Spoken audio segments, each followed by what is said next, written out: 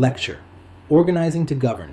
When a new president is elected, one of the first and most important challenges is organizing to govern. This process begins even before the inauguration and requires a delicate balance between the powers granted by the Constitution and the practical realities of leading a vast and complex federal government. While the presidency may appear powerful from the outside, it is actually limited in many ways, especially when it comes to working within the separation of powers.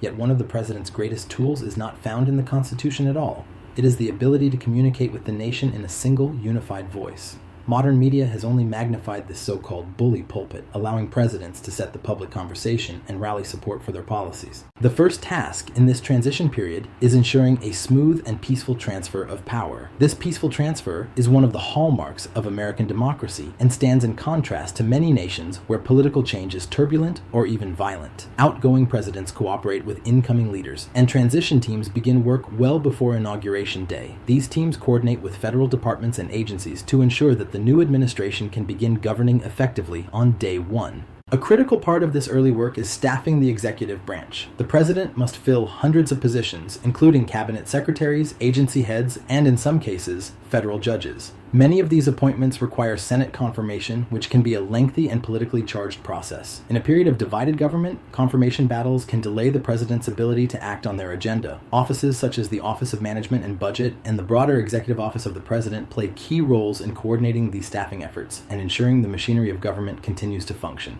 Presidents are also highly aware of what political scientists call the political time, the brief window of heightened popularity that usually follows an election victory. This honeymoon period, marked by the inaugural address and early public appearances, provides momentum for major policy initiatives. Wise presidents seize this moment to advance their agenda, knowing that political capital tends to diminish over time. This is why we often see new presidents launch ambitious proposals in their first 100 days. Franklin D. Roosevelt's early presidency is a classic example. His administration passed a remarkable wave of legislation during this period, using the urgency of the Great Depression to rally support in Congress and the public.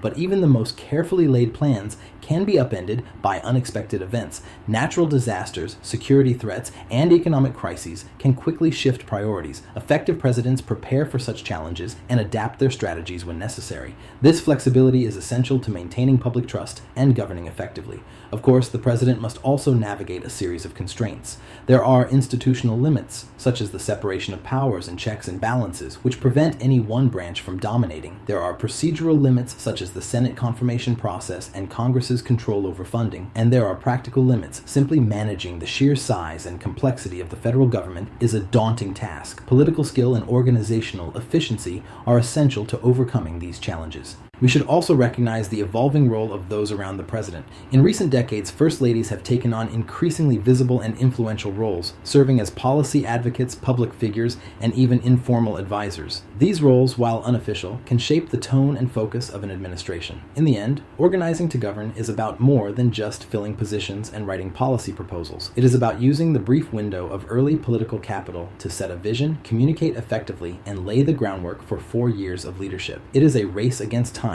shaped by constitutional limits, political realities, and the unpredictable nature of world events. As you think about this process, consider these questions. What makes a presidential transition successful? How does the timing of appointments and confirmations influence a president's effectiveness? Should presidents focus more on their formal constitutional powers or on their informal ability to lead through persuasion and communication? And how have changes in media and technology shaped the way presidents and even first ladies approach the task of governing?